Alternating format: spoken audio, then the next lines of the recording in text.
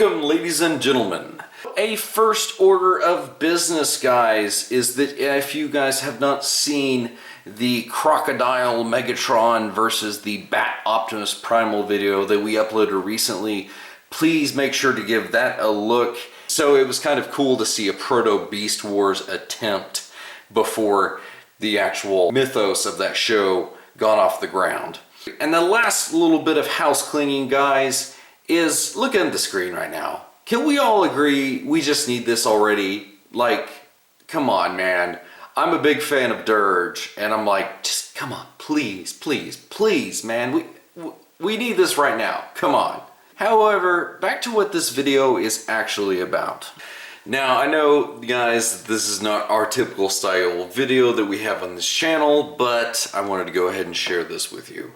So today, we're actually going to be taking a look at the upgrades for these guys that, well, I think they all really sorely needed to begin with. So we'll start off with Shadow Panther, because he really just needed one thing. You know, he was stuck with this tail whip, and he was always having to steal guns from other dudes and all that, whenever he just needed one that was colored pretty much to match his whole thing with the gray barrel and the gut gun. Now this is a little bit smaller than the one that than the third-party one that I got for Cheetor, and it's definitely smaller than the one that came with Tigertron, but for him it will do, and that looks awesome. So he finally has his own gun. Now, one of his other friends actually came with this upgrade right here, which, as you can see in this picture, it actually implements into beast mode if you want it to replace the stock one, which, to be honest, I might end up doing, because A, it looks more like a real Stinger, and B, as you can see now here in robot mode, it is more appropriate and more show accurate for him to have this. Beast or bot, definitely digging that part. However, it did come with a secondary thing, which is this kind of piercing weapon, which, you know, that's not really something he had, but it does kind of offer him a little bit more of an offensive look. Now, if you wanted to like just fly in and stab somebody, he could definitely do that. So an extra, but it's really kind of a cool one for Waspinator.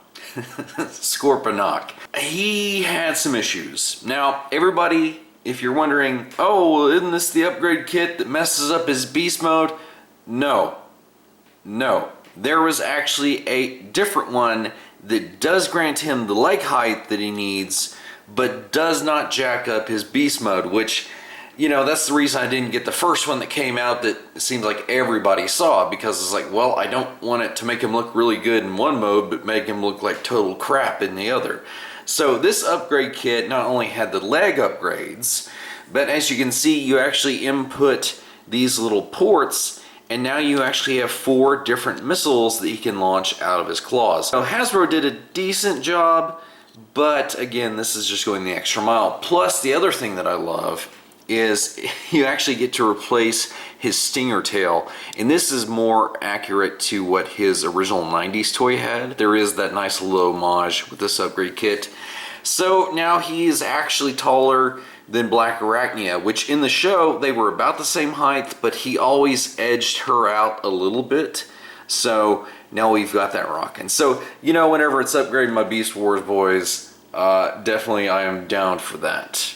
One of the easiest ones was this guy, which, as we all know, he came with Daniel, and we all were like, could you have just not done that and just given us the sword instead of Daniel? Nobody cares about that character.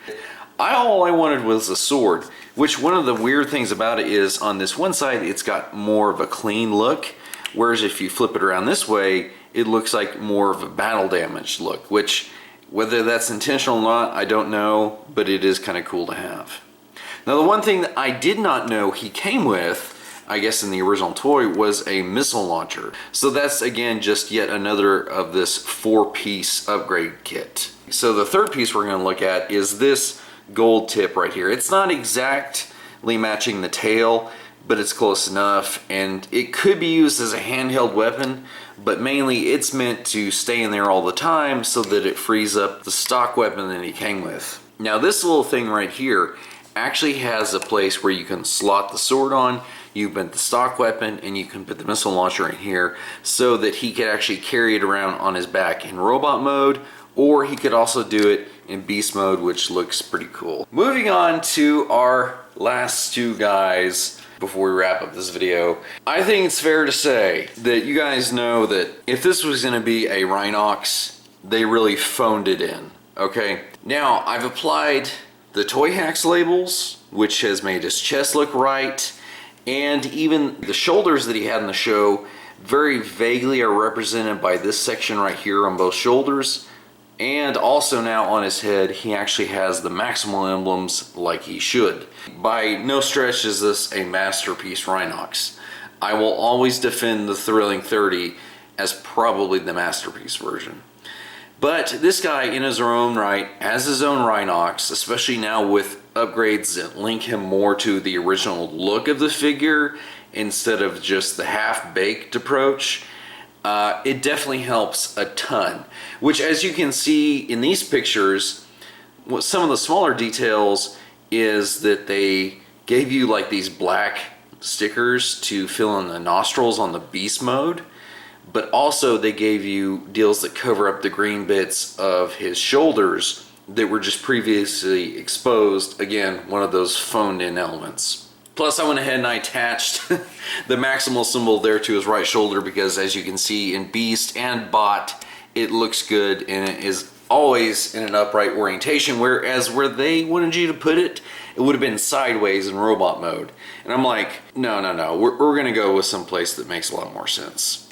Now, one of the things that is not part of the Toy Hacks upgrade kit was giving him his accurate chain gun weapons of doom, which, you know, I'm glad that the Kingdom guy incorporated them and they just like dwindled it down till it was a handle with a blade on it. I'm like, oh, that is such a crappy look.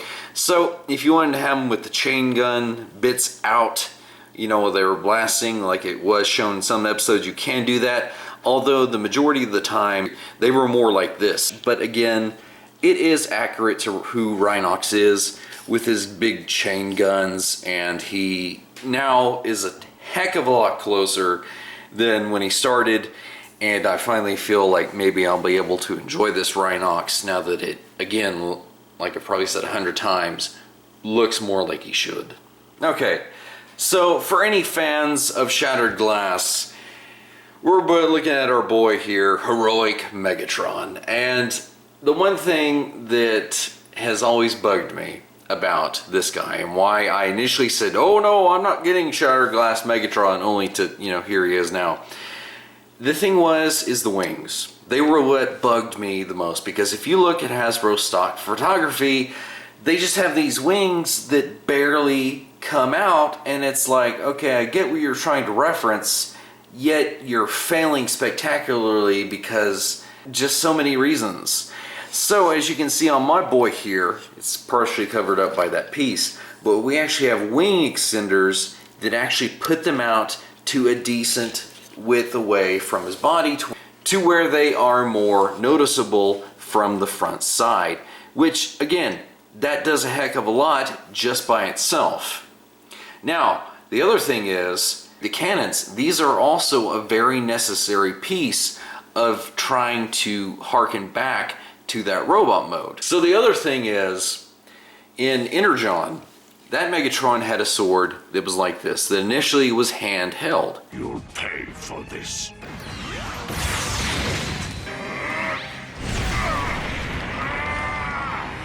Which I kind of like that look. Now, this does have a peg in it for the shorter sword over here. You can see it's a much more simplified, and he can hold it in his hand, but I like how this looks a little bit more. Now, also, Energon Megatron had the arm cannon, which can flip around like this. So if I don't want the blade hindered, I can just go ahead and use the other one now, and you know, we've got pretty much an accurate Megatron as to how he should, for the most part, look. So in vehicle mode, if we look at this picture, that Energon-esque Megatron jet, that I feel is so much more superior than the jet mode that Hasbro just kind of pulled out of their rear end with the Shattered Glass Megatron. However, if we take it as its own independent deal rather than trying to replicate the old one.